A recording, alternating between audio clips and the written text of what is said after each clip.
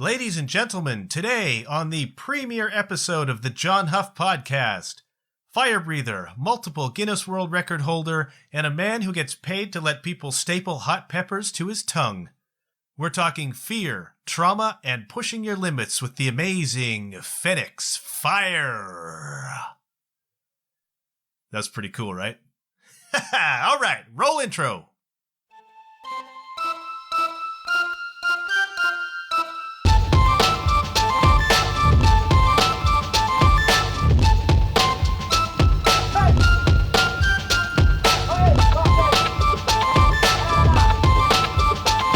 Hello, you're listening to the John Huff Podcast. Oh, yay. You've had half a cup of coffee in your life. I've had half a cup of coffee in my life, yes. My mother and father, they were addicted, hugely addicted to coffee. And every day I was like, oh, I wish I didn't drink coffee. And then, so it was like, my turn to start drinking coffee. I tried it, and I'm like, I don't even know I even like this, so... Yeah, I had half a cup of coffee in my lifetime.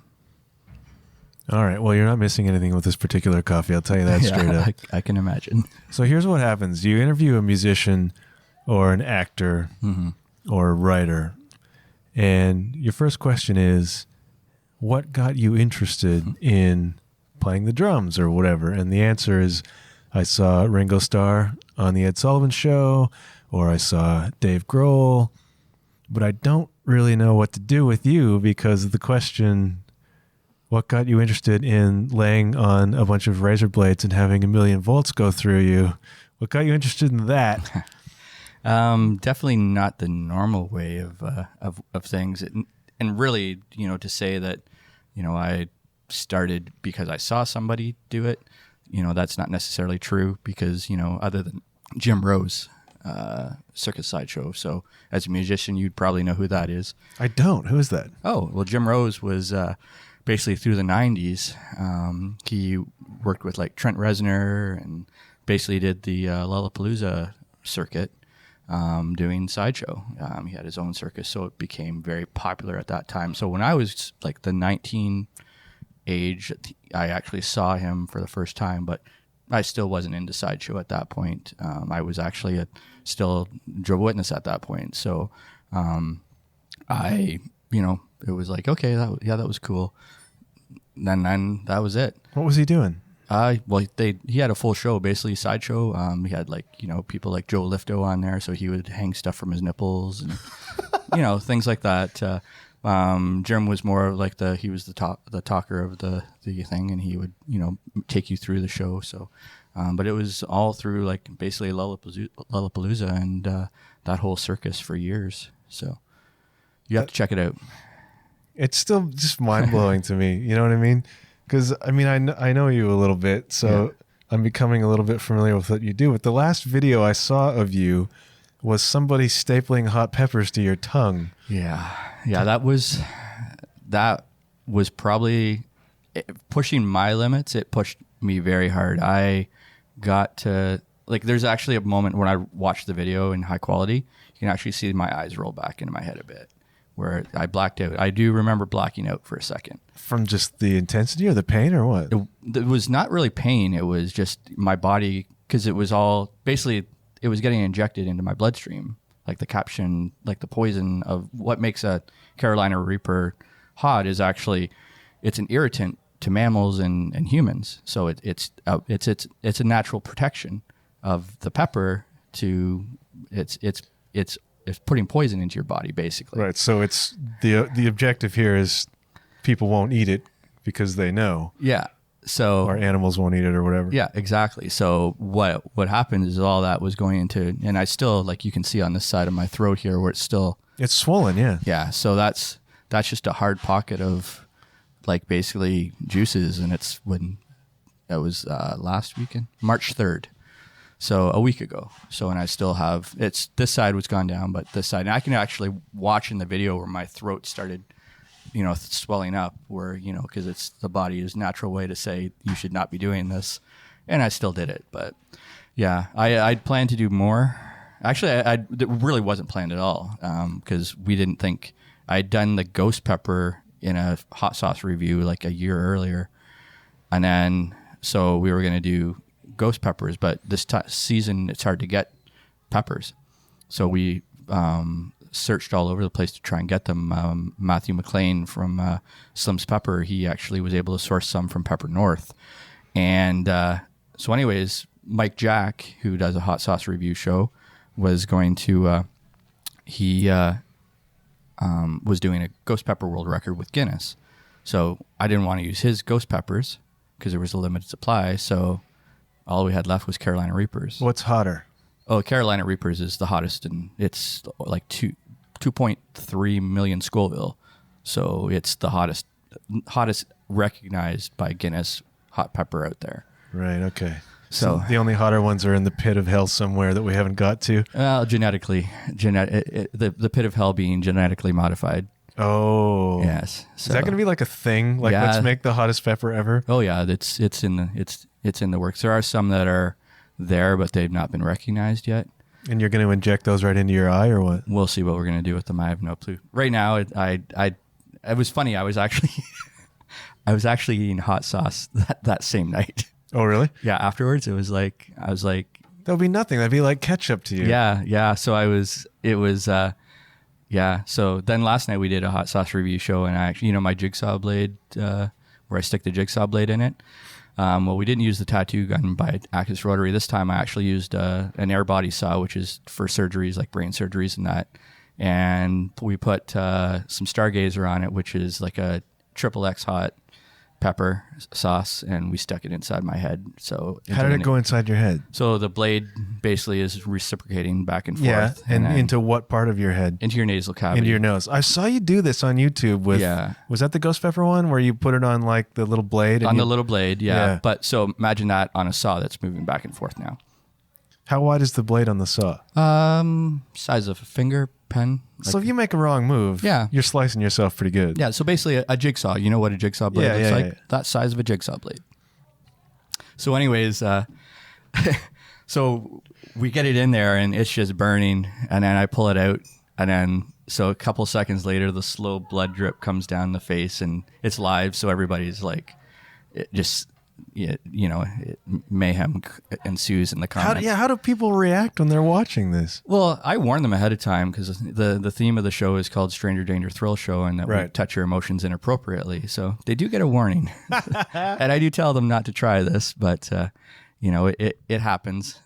But yeah, what I do, there's always sometimes a little bit of blood, but all it was just my nose was dry, but because it did that little cut, so you've got that hot pepper right into your like fresh cut, so it felt pretty good. Because people will, if you're cooking and you're working with a hot pepper, even like a habanero, like nothing too serious, but if you get that on your finger and you rub your eye, that's a nightmare. So think of that, but inside your head. Right inside your head. Where'd you get the idea to put it inside your head? It's just a progression of things. Really? So, yeah. See, there was a gateway somewhere. Yeah. It was a progression. So it's like, oh, I can do this, but if I can do this, but then I can really do this. And then, so it becomes just a progression of ideas, and it's like, okay, I can do that now. I remember the first time, so I do where I climb the machete ladder and I jump into razor blades. You jump into razor blades? Yeah. How are the razor blades that you're jumping into? So they're basically into like a big platter, and they're just thrown on there. So they're like flat, sticking up. They're whatever they could be whatever, yeah. So then I climb up the machete ladder, and we come up, and then we jump off. Well, that's not something you can really practice and like say, yeah, I'm just going to go do this. So it becomes a progression of buying a cantaloupe, because cantaloupe and human skin are very close, right? So then you drop the cantaloupe. You drop the cantaloupe, and then see what happens, and then from there it's just progression of, okay, so the cantaloupe was safe, and then, but it's not something that you physically you're going to try.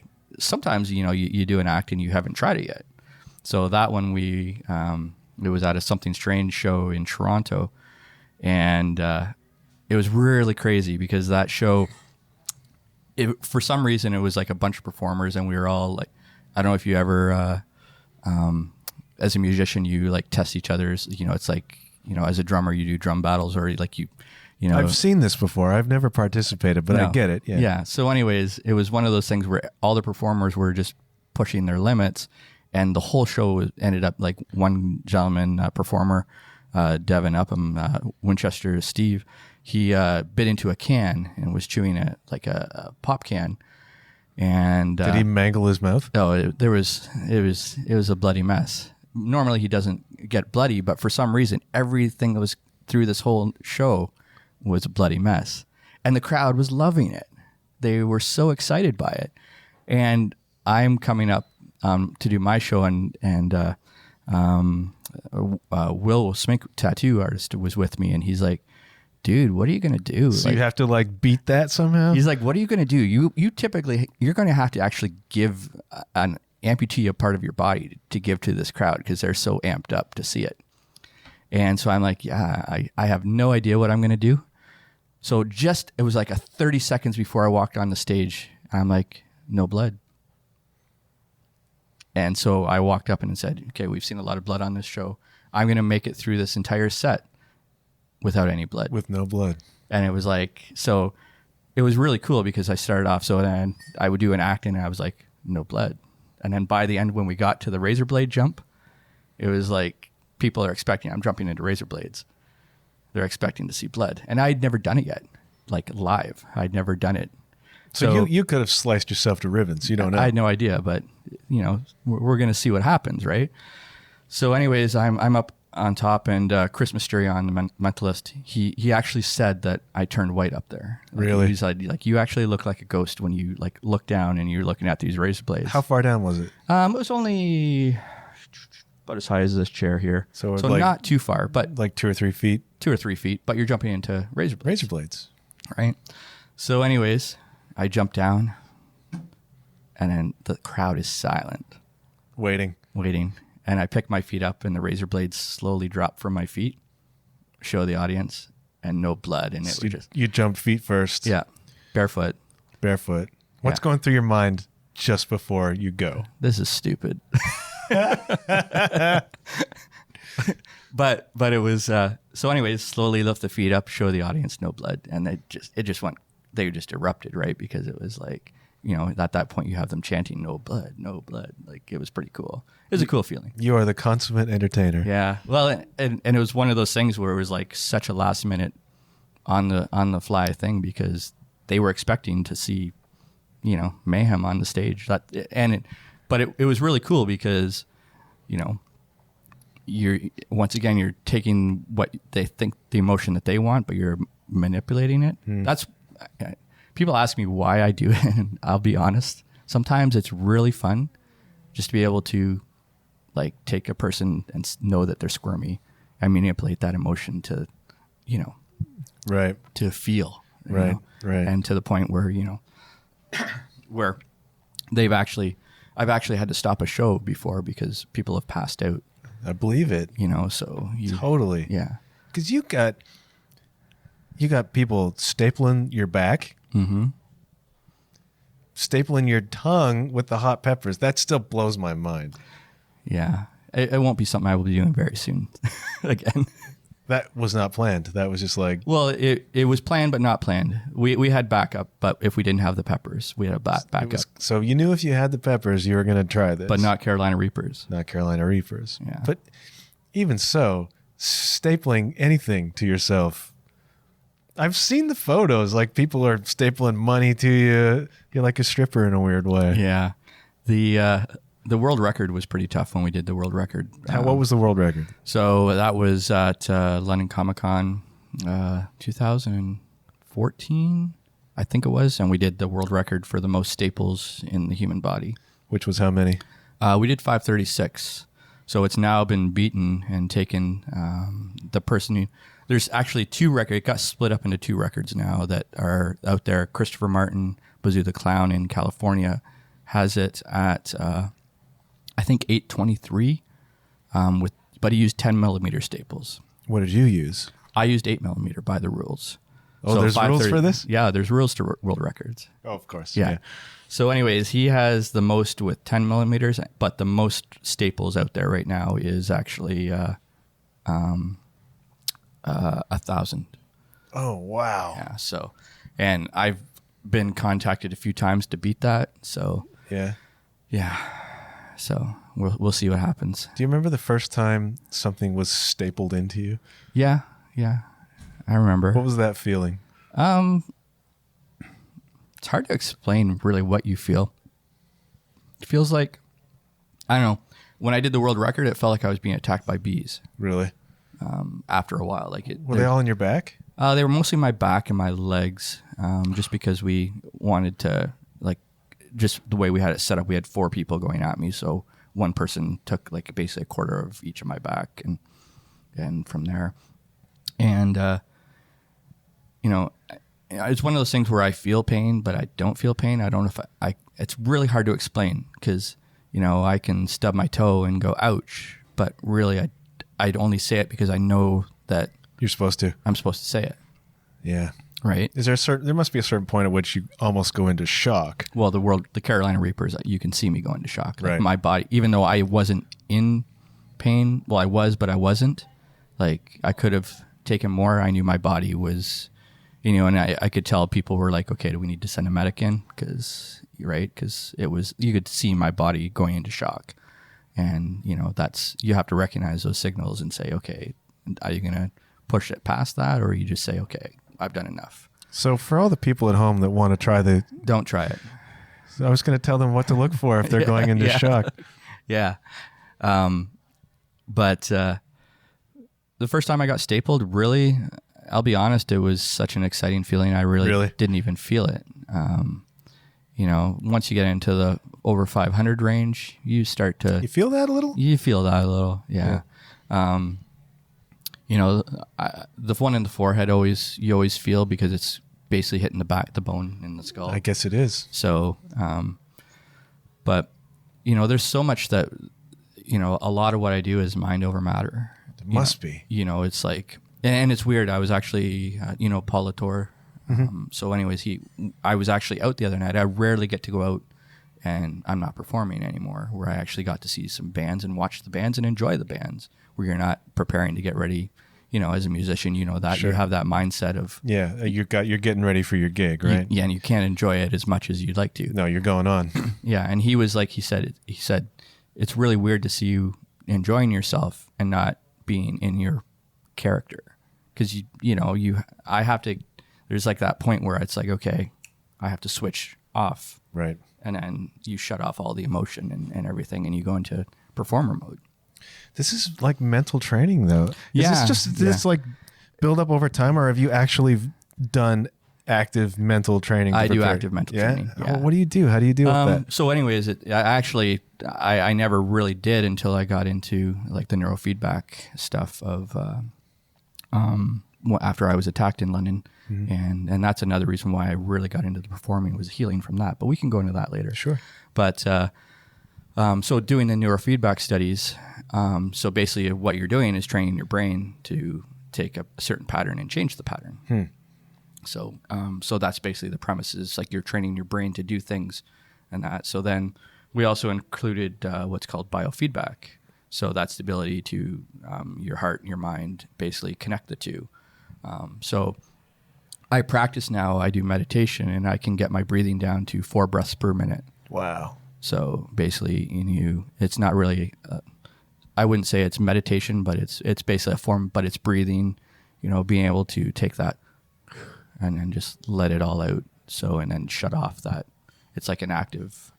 But I'm also using that is working on a stunt that involves slowing down my breathing in order to be able to do it. So like an underwater thing, or perhaps, yeah. Oh, no spoilers. Yeah. All right. It's a big one. Yeah. Yeah. We can actually tell you. I'll tell you. We'll probably tell the whole world, but I was actually approved by Guinness to do. You probably know of this escape, the inverted water escape. Tell me about it. So Houdini. Mm-hmm. did a water escape. So he was submerged in water, and basically, so it's the inverted straitjacket escape. So basically I have to be in water, not submerged, up to my shoulders for 3 minutes. I have 45 seconds to get upside down and out of a straitjacket. Now, the rules say I have to use what's called a posy straitjacket. So it's a straitjacket that was actually no longer made now because it was deemed too, inhumane. Because the more you move, the tighter it gets. Oh, I see. Right? Yeah. So, and I actually have to use the arm slots. So that means I can't get my arms over my head unless I'm actually out of it. Right. Right. So there's a couple ways of getting out of a straitjacket, and this one I can't use any help. Right. Yeah. It has to be a true escape with my hands. Basically, I have to get out of the straps, get those straps undone without any getting them over my head and using my hands, basically. Wow. So, this jacket will be soaked in water for 3 minutes. Right. So it's heavy. It's heavy. Yeah. And then all the water's pouring into your face because you're upside down. Right. That's intense. When are you planning to do this? We're working on it. Right now, we're just waiting to get a venue and some sponsors in place. And I imagine there's insurance involved in that. I'm insured, yes. Okay, that's good. Yeah, I have a $5 million insurance plan through Canadian Performers Insurance Association. Wow. And yeah. Wow. So what motivates you to do this stuff? It's just to see if you can? Honestly, yeah, it's a challenge. When I was 16, I actually had I was in school and felt really faint, blacked out, woke up in Toronto Sick Kids Hospital, and they removed my sternum. Really? Yeah. I had to learn how to basically. They took all the muscles from my back and everything and cross them over and reattach them. So I had to basically learn how to reuse the upper half of my body. You had no sternum? I have no sternum. Yeah. Why did they take it out? What was going on? Well, my heart was too big for my body, and it was pushing. So they removed it. They had to make room for it. They had to make room for it. Big heart, man. Yeah, big heart. So what's the obvious things the doctor is going to say? What's he going to say? Don't try anything. Don't do anything dangerous. Because you're vulnerable. Yeah. So you're vulnerable. You've got, for one, you've got, a heart issue. Mm. You've got no sternum. So if anything was to impact it, it can go right into your heart. Like that's Right. me touching my heart right there. That's freaking me out. Yeah. So let's jump on razor blades. Let's do a world record, where I have 46 pounds on me, on my chest with. What were you laying on? Bed of machetes, 4 machete blades. So there's points in you? So four blades on my back. And you're laying I'm laying top on of them. And then we dispersed 1,000, I think it was 1,046. I can't remember the number. And they were on top of me with no sternum after being told that you're vulnerable and you can crush yourself because you have there's nothing supporting there. There's some weird psychology happening here, and I'm trying to sort it out. But to me, it's like a defiance. Yeah, I was told, my whole life was a life of you can't do this, you can't do that. Being a Jehovah's Witness, you can't do this, you can't do that. It's wrong if you do it. You shouldn't do it. You hurt yourself. And getting the sternum, it's like if you do this, this is the consequence. It's a consequence. Well, what is the consequence really? It's like, at what point does that consequence kick in? So you're like trying not to live a fearful life. Right. Yeah. Yeah. Basically everything I do is a conquer of fear. I do, I really don't talk about my fears much because when I was brought up, it was, if you talk about your fears, then, Satan can use those against you because he can't read your mind. But if you talk about them, then he knows what they are. Right. So, but my biggest fear is drowning. Really? Yeah. So you're going upside down in the water. I've done other stunts too that my biggest fear, it's funny. I literally, this is very personal about me, but I have 5-minute showers because by the time I'm done the shower, I'm coughing and I'm throwing up in the shower because I have such a fear of water. Where does that come from? I have no idea. but it's an intense one. I actually, like, when I did the neurofeedback stuff, we actually worked on, but it gets to the point where I'm like, it feels like my throat's closing. I can't breathe. And it's water. So I've included, I think I have 4 stunts now where I actually drown myself on stage and push past that. I do one with the embalming machine. So we do the Windex beer embalming with the embalming machine. So that's a embalming machine that's pushing fluid into you, like it would push into a human when they're dead. And the needle goes inside my head, blockhead style. And then what's blockhead style? So basically, that would be the nail you saw, and it goes into my head. So it goes through into your nose. Into your nose, yeah. So into your nasal passage, into that whole cavity. So you're shooting liquid into your throat, basically via your nose. Yeah. So basically, it's a form of waterboarding. Yeah. Yeah. So we added that into the show because it's like, okay, so if I'm doing a whole show about touching people's emotions, I need to be able to be prepared to push my emotions, push my limits. Sure. So yeah, I've got, I think, 3 acts now where I do one straitjacket escape which involves water.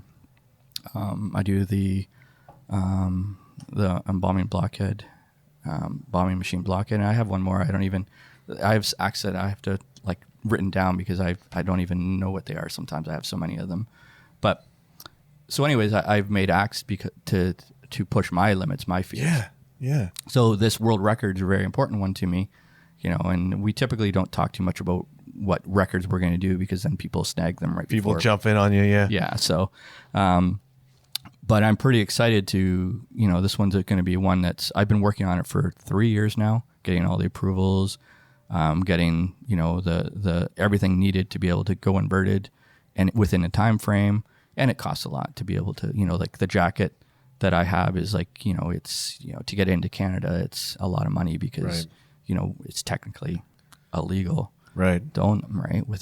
But I actually have a doctor's note to be able to have this. So, there's so many things that we have to put in place to be able to, that people don't realize, the research that goes into an act. Like, I do my straitjacket escape with the 1,000,000-volt stun gun. Well, in Canada, it's considered under a certain length, it's considered a concealed weapon. Oh, really? But as long as it's over a certain length, it's not a concealed weapon anymore. What does your doctor say to you? It just twigged me like, oh, yeah. Like there's medical people who must be like, dude, what are you doing? Well, my doctor's actually very supportive of it. Really? Because, growing up in a Jehovah's Witness, when I left, I was very suicidal, very, I basically... it was a really dark time. I left everything I knew. Yeah. So, I've been legally dead once. From what? Asphyxiation in the garage. Really? Yeah. I fell over on the garage door opener. No way. And the door opened up. Wow. Yeah. Amazing. Yeah. I mean, well, I understand to a certain extent coming from a background like that. Yeah. I mean, and it's heavy. Like you grow up conditioned to believe and think in a certain way under threat of hell. Like, yeah, right. Or, the worst punishment possible. Yeah. Hell, or that, there's worse hell. To me, it's really tough because when I was leaving, I could never understand how, because my family obviously shuns me. They, I could never understand. It's like, I am suicidal. I am unhappy. I am like wanting to die. Yet you're going to turn your back on me because I want to live. Yeah. Yeah. Right? For the religion, for the beliefs. Yeah. Like the priorities get really inverted. Yeah. It's like I'm choosing to live, but you're now going to turn my back because I made that choice to live. Yeah. And to me, it's like, I get angry sometimes because I will never ask my family to leave. Sure. So I ask them to respect. Don't ask me to come back. Right. Right. So it's a two-way street, but and there was years where I was lost and in my own personal hell. You talked about hell, and it's like I have this belief that we're actually in hell sometimes. It's just which one are we in? At what point have we?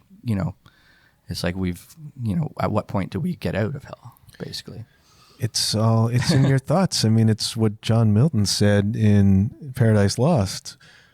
Satan is kicked out of heaven and he says to all of his friends, well, we'll make a heaven of hell or a hell of heaven. Like it's all what you make of it, right? So your head can be a prison. Yeah. And it's perspective, it's like I've learned that, for me, these challenges of what I do. So I have a natural now from growing up being in that religion of suicide ideation of, wanting to die. But now I still have those thoughts. So I'm doing very unhealthy things in a healthy manner because there's so much research, so much stuff that goes into it to make sure that I survive it. So it was a twist of making, you asked what the psychology and why I do these things and trying to understand it. Yeah. All I did is tweak my brain to say, okay, I still have these thoughts. I still have these feelings, but I've turned them to make them into a positive and a challenge that I want to challenge myself to live. Can other people do this? How do you instruct people to change their thinking that way? It's changing your attitude. It's changing, it's mental health is going to be there. You're going to have those thoughts. You're going to have those days where you feel so down on yourself and you just want to die. Those thoughts are natural. It's what you do with those thoughts. Right. And how I say, okay, am I, what creatively am I going to do? A lot of my craziest things have come from the darkest of moments. Because this is energy, right? Yeah. It's energy. I'm moving that energy. Yeah. From that dark place to, okay, here's what I'm going to do and entertain an audience. And not everybody understands what I do, but I guarantee that you will leave the show feeling some sort of emotion, and that's all I want. Yeah. All I want is for you, whoever is watching me to say, wow, that was intense, or wow, I understand that, or I don't understand that. But they're all emotions, right? Because, I think we become so placated with everything, social media, everything. I think that we don't realize that our main goal is to live. Yeah. Right? I think we just become so mundane in everything we do. And so people don't push themselves really. No, right? They're happy being in their comfort zone. Yeah. I'm not happy in my comfort zone. You're out of your comfort zone all the time. Yeah. And what does that do for you? It honestly, I take pride in it. Yeah. It's like, I've been really working. I used to okay, what's next? What's next? What's next? Yeah. Now it's like, wow, I did that. And I'm trying to own it.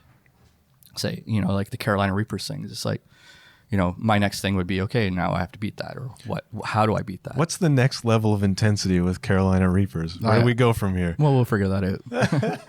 But you know what I mean? Right now, I'm not even thinking about it because I want to say, I did that. Right. This morning, I actually at 3 a.m. got the records were approved. Really? So I haven't put a post out yet or anything, but that feeling of, you wake up to an email and say, congratulations, you did this.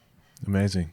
So that, and normally I would just shrug my shoulders and people ask me all the time, how many world records you have? I honestly don't know. Yeah. Because my brain doesn't think like that because I don't, it's not why I'm doing it. Right. I'm doing it because it's the challenge of being successful for me. Did you grow up without a sense of accomplishment? Sure. Something you've ever thought about? Yeah. Oh yeah. Yeah. Yeah. Yeah. Yeah. My father was a congregation overseer. Right. So I was the person that was always, it's like, you have to be perfect because. Dude, I know exactly what you mean. Go on. You have to be perfect because you shame your father if you do anything. Yeah. People will look down on you and he will be embarrassed by you. Your father will be embarrassed by your actions. So you can't stand out, really. No, I had to sit there. You have to be so self-conscious all the time. Yeah, and right? and adding into that, and I don't know how far deep we can go into within this interview. We can go as deep as you want, man. Okay, so adding into that fact, we're being sexually abused within an organization, and being told that if you have relations with a man, you're a monster, right? Or it's the worst low of. Right. So I wasn't gay or anything. I was a child. Yeah, you had nothing to do with it. But you're sitting in the front of a congregation, because that's where your father sits, because he's the congregation overseer. Right. And you have everybody staring at you from the back, saying, and all you think in your head is like, they're going to find out. They're going to judge me. I'm going to embarrass my father. Right. And all these eyes are on the back of you while you're sitting at the front beside your father that you feel you need to protect. Right. So you're a kid. You've got this sense of self-consciousness. You've got this sense of probably shame already and guilt and this pressure. Yep. And pressure of, things happened with my other members of my family that I couldn't protect them. Right. So I have that guilt that why couldn't I help them? So, and all these eyes staring at you, and then going door to door and telling people. And then it's like the guilt of yeah, you should come to our religion. How young were you when you started going door to door? Was it younger? Was it so young? I'm born third generation. I was born into So from the time you were self-aware, this is just life, right? That's life. I was the same way. Yeah. So it's life. You either you did it or you didn't know any. I didn't know any better. Right. But there comes a point when you start to realize, wait a minute, this is wrong. I'm not like everybody else. Yeah, I'm not like. Did you go to normal schools and stuff, or did you have your own? Yeah. But the typical where you stand out in the hall, so then people are always judging you that way. Right. So you go to school and you're an oddity there. Yep. You're not allowed to hang out with friends because then you start taking on different personalities. It's like you have your school life. Yeah. Then you have your home life. Yeah. Then you have the Kingdom Hall life. And deep down inside, all you want to be is just a normal person. I just wanted to be a normal kid. You can't be that. Mm-hmm. I grew up exactly the same way. Yeah. Different religion, but the exact same kind of pressure. Yeah. So I get it. So then growing up, it's like I tried for a while to be normal, and I figured it didn't work well for me. Right. Then you went the extreme. Well, I don't even think I've gotten to the extreme. Like if you actually knew where my brain could take me. Well, I think you have layers to go. Yeah. But in terms of how you live now and present yourself, yeah, it's the complete opposite of being closed and hidden. And but not everything you see is. Some of it is people's perception of me. I find it so weird. It's like I'll go out to places and I'll say, I'm not feeling well. And it's like people, and it blows my mind. People think that I don't get sick because it's like you do all these things. That you're like indestructible in some way. Yeah. It's like a perception that gets built, but in some ways it's really cool to have that. But also at the same time, it's scary because you don't want to let anybody down. So you got that new pressure. I'm back to that pressure of when I was a child. Yeah. It's like, I don't want to let anybody down. Yeah. So then at what point, where it's like, I would love to go do this professionally and move on. Mm-hmm. But then that child kicks in and says, you're going to fail. You're going to embarrass yourself. You're going to embarrass your family. So the family that you're no longer even in contact with. And the interesting thing is that so much of this stuff comes out of facing your fears. So the biggest fear left is leaping into this full time. Yeah. Existential razor blades. Yeah. So, and at the same time, I have a family now. So I have, a new baby that it's like, what am I doing? Like, I have this conversation with myself all the time. Does it really matter what I do?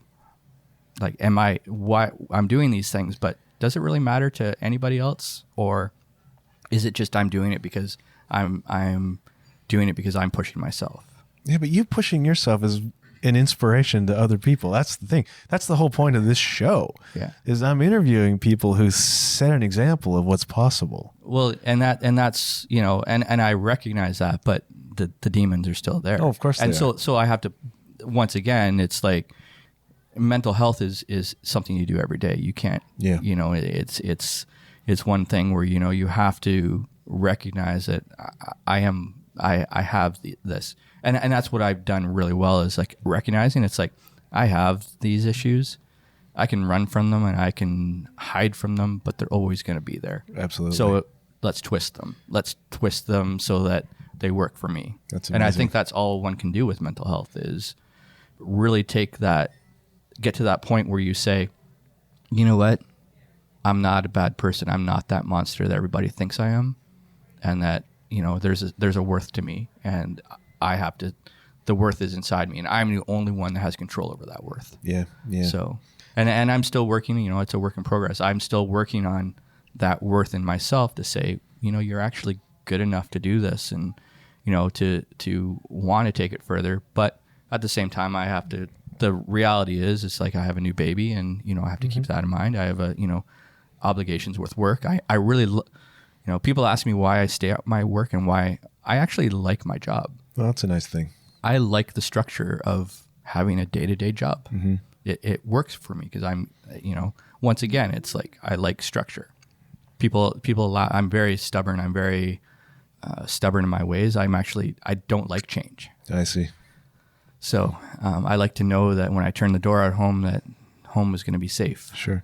So I think everybody does, but I don't think everybody does to a point where it's almost like a need.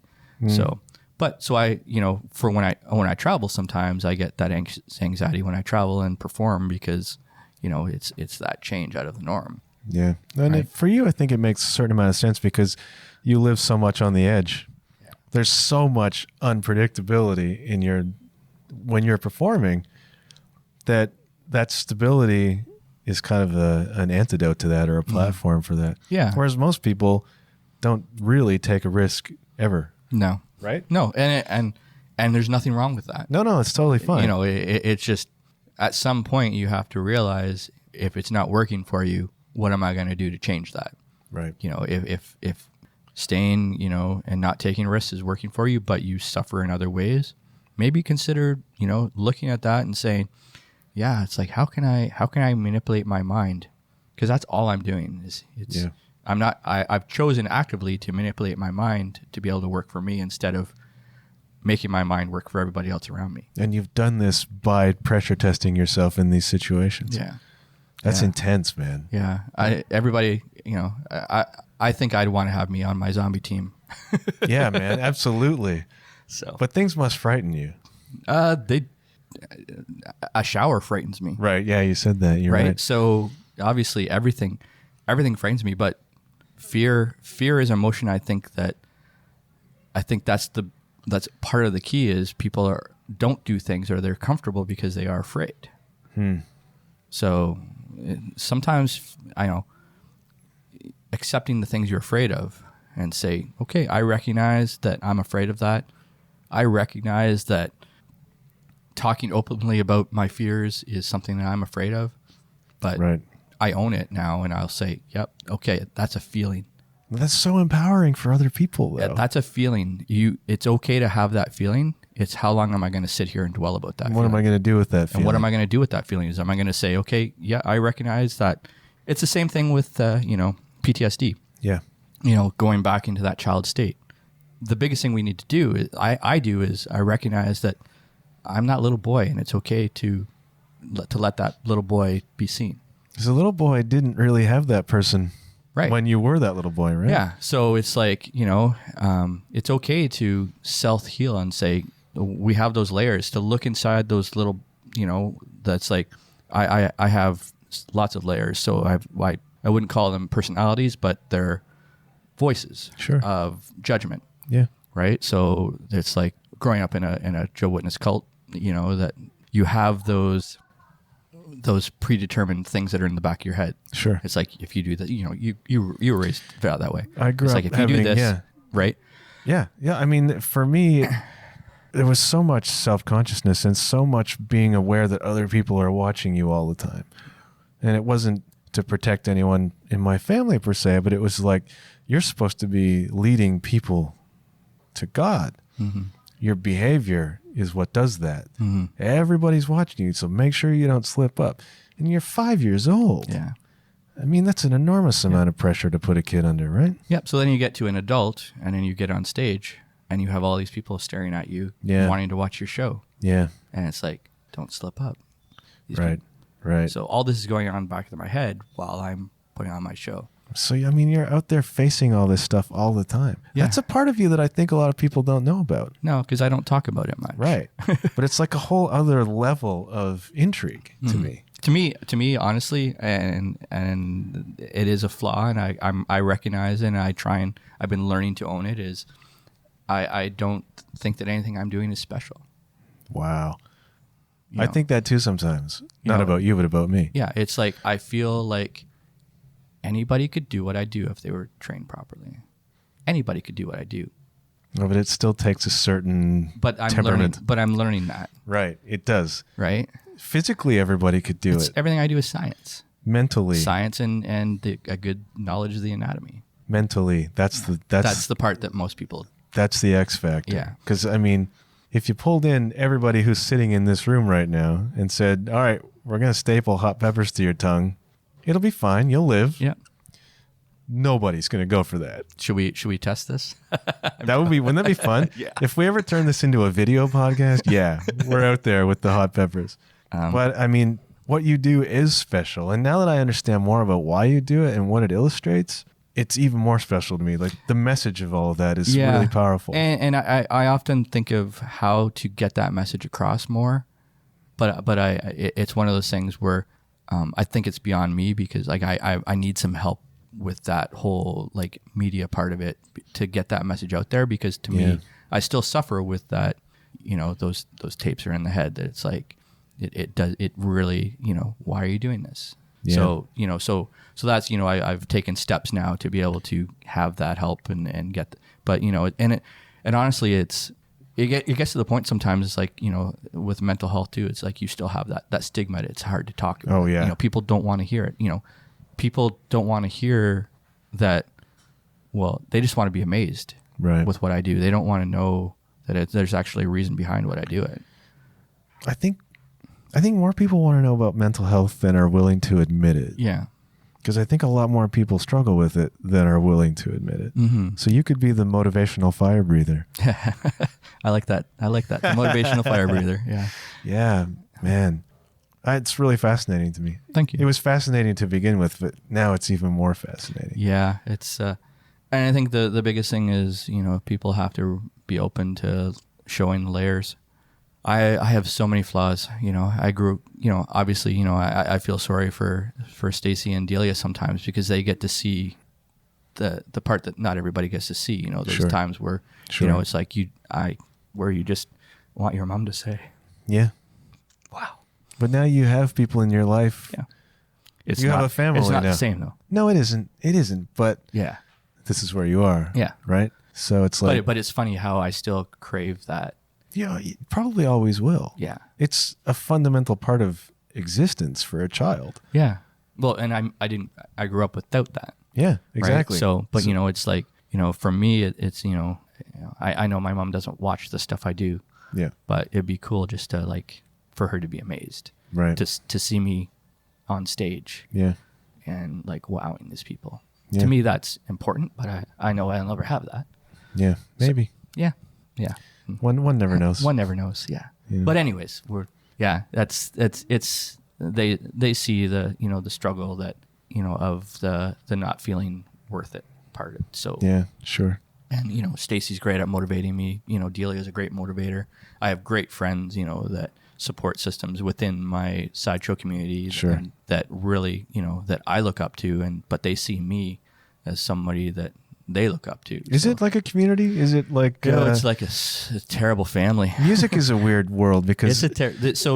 So people want you to succeed, but they really don't. Yeah, that's what I was going to say. Is there a rivalry, but is it friendly? How does it go? It's friendly to a point. Yeah. It's friendly. There's people that are better at being friendly than others. There's people that are... that jealousy factor kicks in, or they're threatened by you. So yeah, it's all there. It's a big family of outsiders. So you can imagine those conversations must be weird sometimes. Yeah. I have a very good support system now. I've had, I think people recognize that I am capable of doing what I do. So I have people, that come to me now and say, "Hey, Chris, I'm working on this. Can I get your thoughts on how to do it? Or are you willing to give up some of your acts because, I'd like to build my repertoire." And it's like, I'm known in our industry, and I wasn't given this. I didn't take this name. I was given this name, but I'm called the Innovator of Insanity. That's awesome. Yeah. So basically I was dubbed that because I'm, people know that something unique, Chris can help you with that. That's the thing, is like, you're actually kind of born to do this. Like this is, you're into this. Yeah. And it doesn't help. I have that whole physical, like, you know, where I do not feel pain like others, which I learned at a very young age. How did you learn that? Do you remember? Yeah.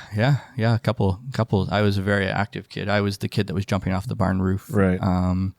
Tried to run through. We had a rose bush that went around the commune that I lived on, and I tried to run through it to get out one day. So I got halfway through, and I had to sit there patiently while they cut me out. You've broken how many bones? 39 now. And your healing, we were talking about this before we hit roll tape, but your healing is insane. It's almost supernatural. It's definitely not normal. And I've been told that by doctors. It's like you have that ability to heal. You know, Delia, for example, you know, I've had vasectomies, plural. And Plural. Yeah. And we still have Delia. So this dude repairs himself. Yeah. There's some things that shouldn't be repaired. Vasectomies are not one of them.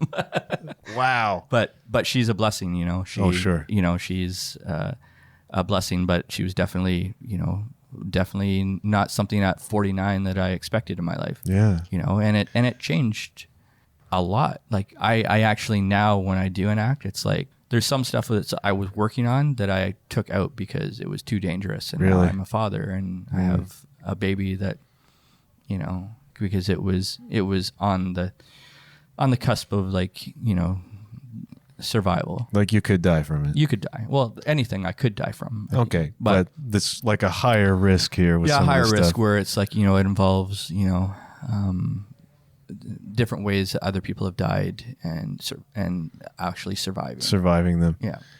And Stacy chainsaws you? Yes. She's got, well, go on, tell us what she does. So anyways, yeah, so Stacy will climb up on the machete ladder. Miss Anatomy. Yes, Miss Anatomy. And it's actually Anatomy. Anatomy? Yeah. Oh, interesting. Yeah. Okay. Yeah. Miss Anatomy. Yeah. So okay. Yeah, everybody, it's like the same with my name. It's actually FenyxFyre. Is it? Yeah, everybody says FenyxFyre. It's just an assumption. Yeah. I was about to call you that too. Yeah. I'm glad I know that now.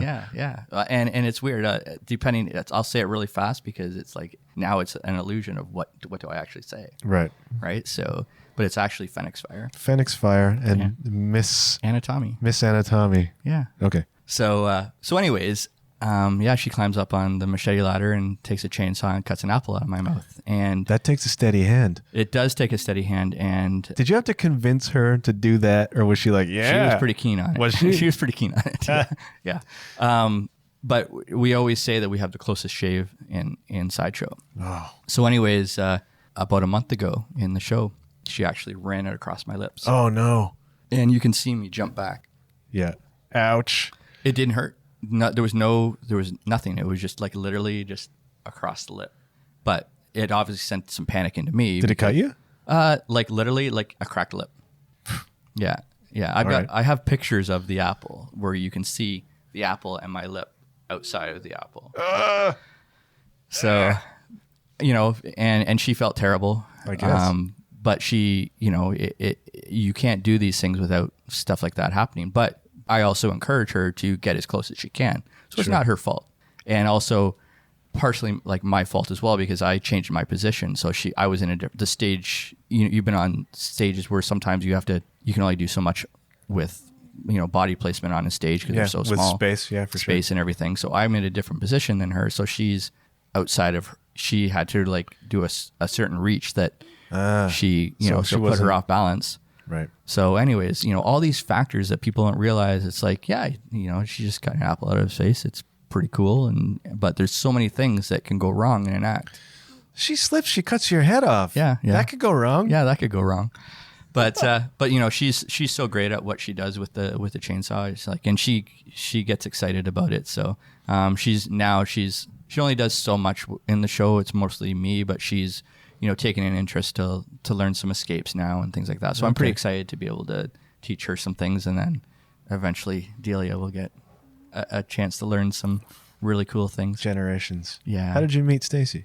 I was actually looking for I had known her from previous, but I was actually just looking for a new assistant, and she was walking up at the same time, and I was like, hey, she's like, what are you doing? I'm like, oh, I'm just putting out a new post for a new assistant, and then basically she was my assistant beforehand, and then through life, and then we were together a lot. So then she, had that conversation with me. She's like, I like you more than, than just that. Yeah. So yeah, and it was a mutual thing. So it kind of progressed. So, but yeah, there's, they say you should you should never date your assistants, but she's definitely an amazing person. So I'm okay with it. I think it takes a special person to be your assistant. Yeah. Well, yeah. She honestly, I feel sorry for her.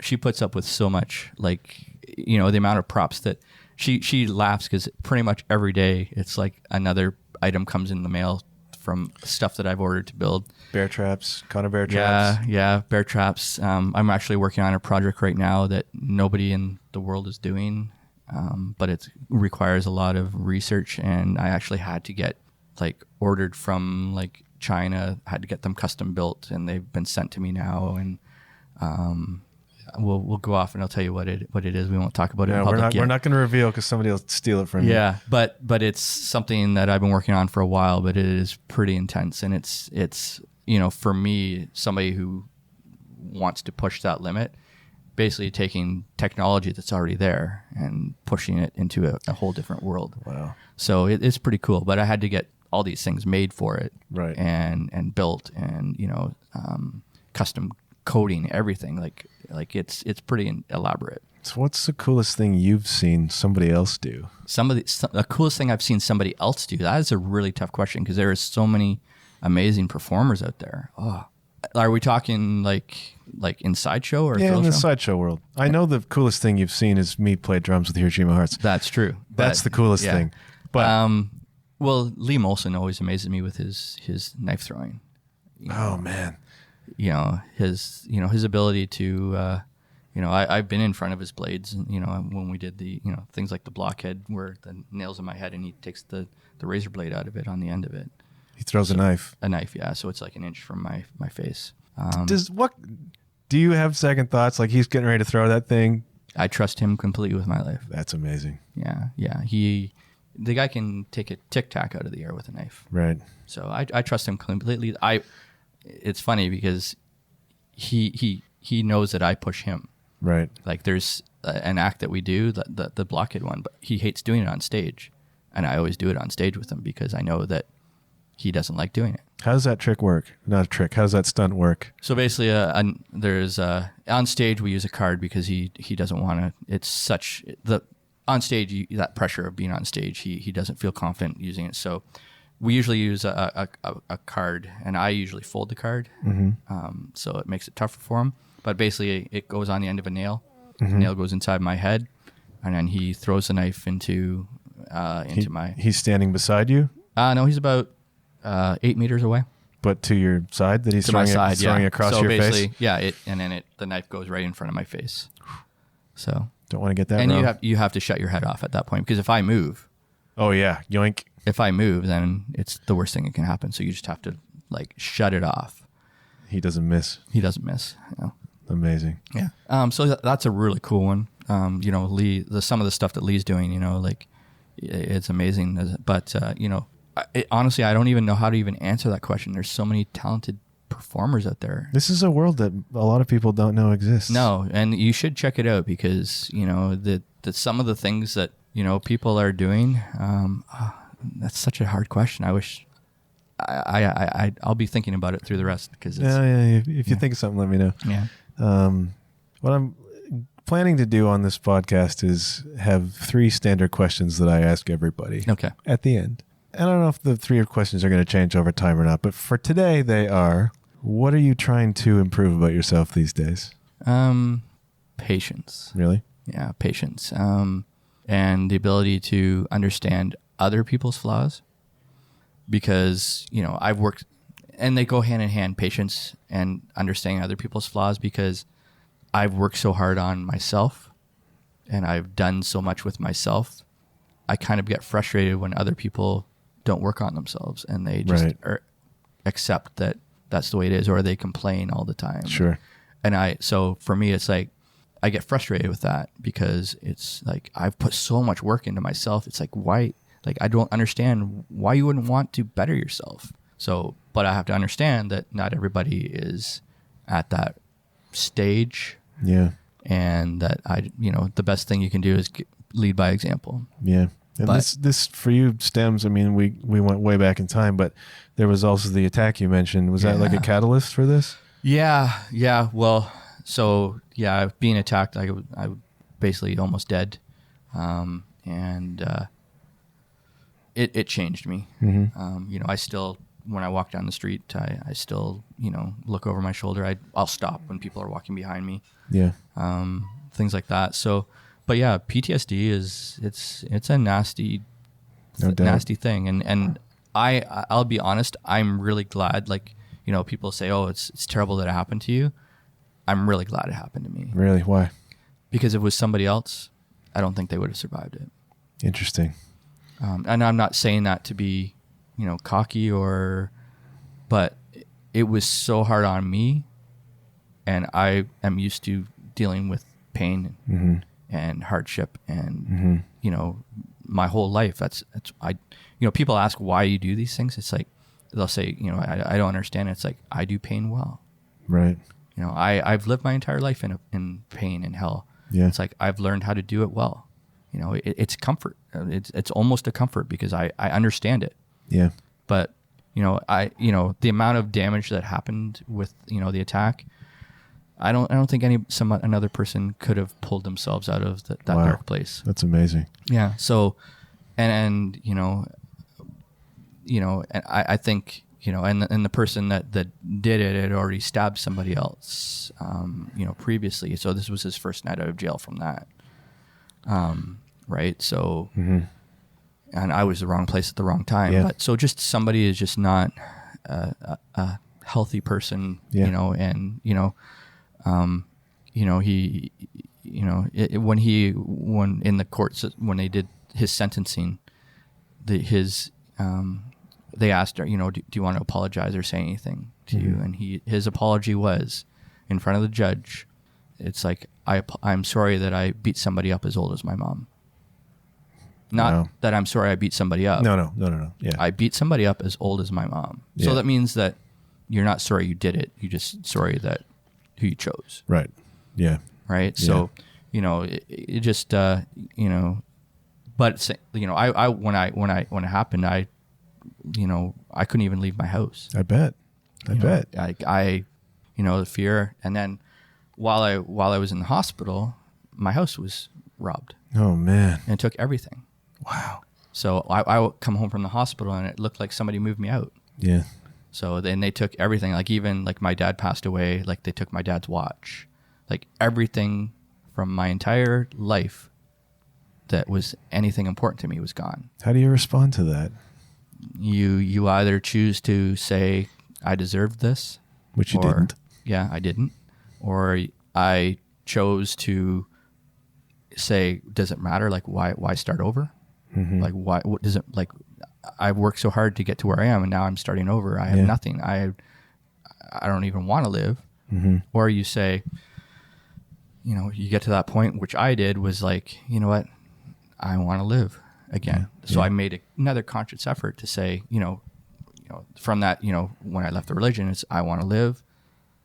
I already knew I did it once. It's like the second time. It's like, I choose to live. Yeah. And then you said about facing some really fundamental fears, like going outside of your house. Yeah. Like it begins with the smallest steps again. Yeah. And then I built up to now where I'm, doing all these things of, and performing.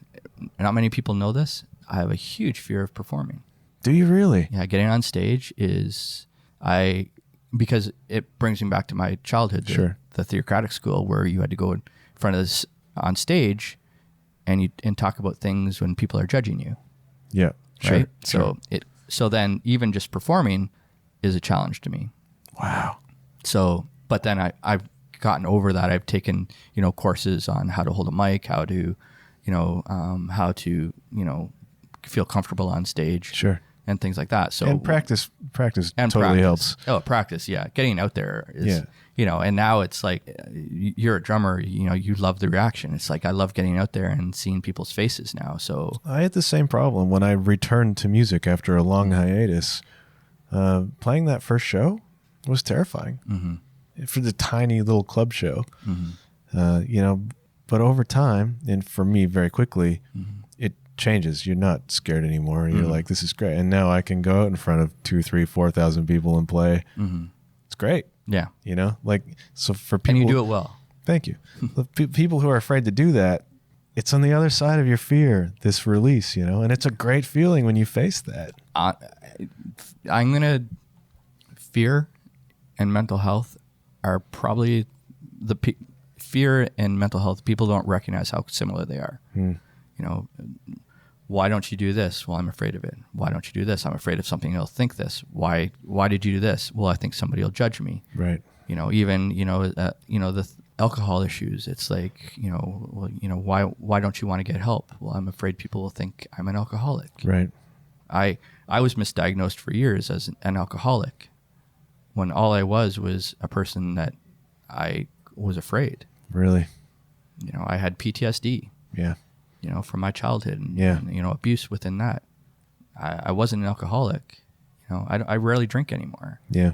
I have a beer and I enjoy it, but I was always diagnosed. It's like, well, you're an alcoholic, but I wasn't. I was afraid to let people see who I was. Right. And that's what it was. It's like, I was afraid that if people saw me, they would see the monster that I thought I was. Amazing.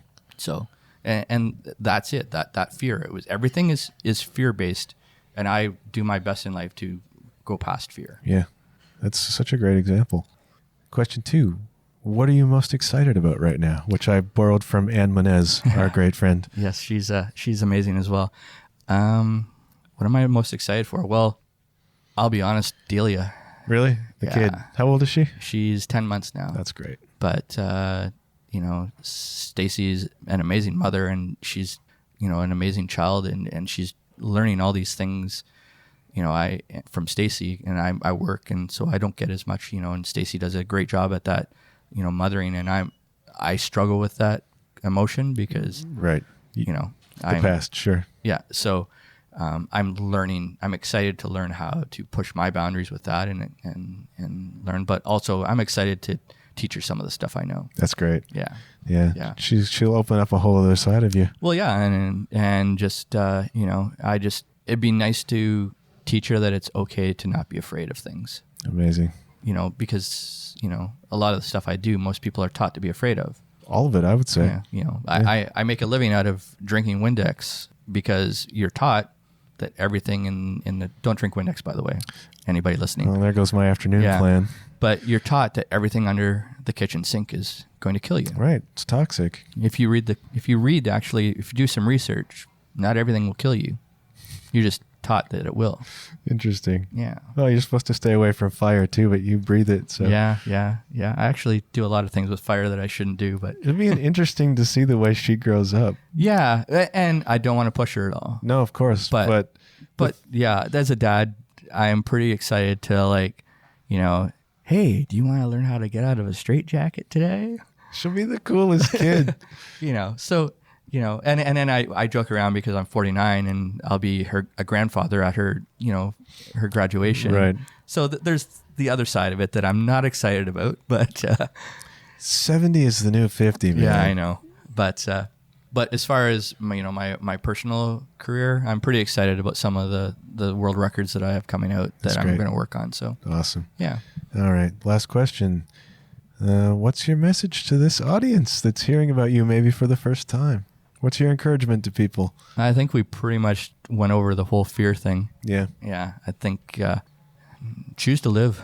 Choose to live. Yeah. I know that's cliche, but everything is a choice. You can choose to do stupid things with sharp objects, or you can choose to read a book today and learn about something you may not have known about. You can choose to, for some people, take that step out of the door. Right. Because, there's a lot of people out there that, I've experienced it where you really want to go out, but you're afraid to go out. Yeah. Make that choice to step out the door. It's not as bad as you think. Awesome. Where can people follow you? Facebook, FenyxFyre, FenyxFyre. And I'll link to that. Instagram, the FenyxFyre, and I have my website, www.FenyxFyre.com. Okay. And just keep your eye out. You can find me in the weirdest places. You'll be the guy who's on fire on the corner. Yeah. That's awesome. So. Thanks so much for doing this, man. I really appreciate it. Thanks for having me. Cheers. We'll talk again. Cheers.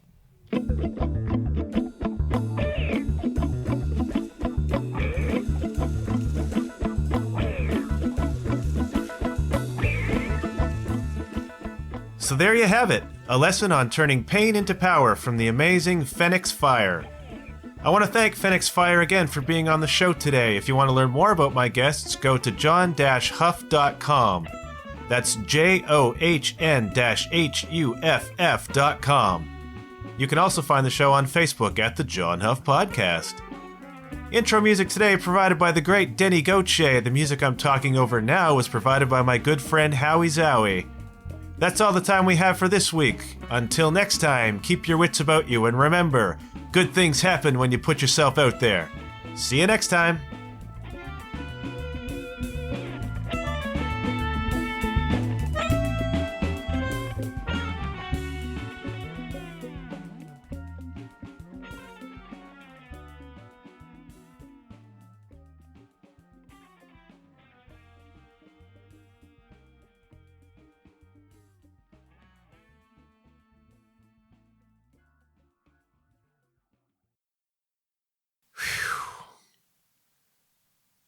We did it.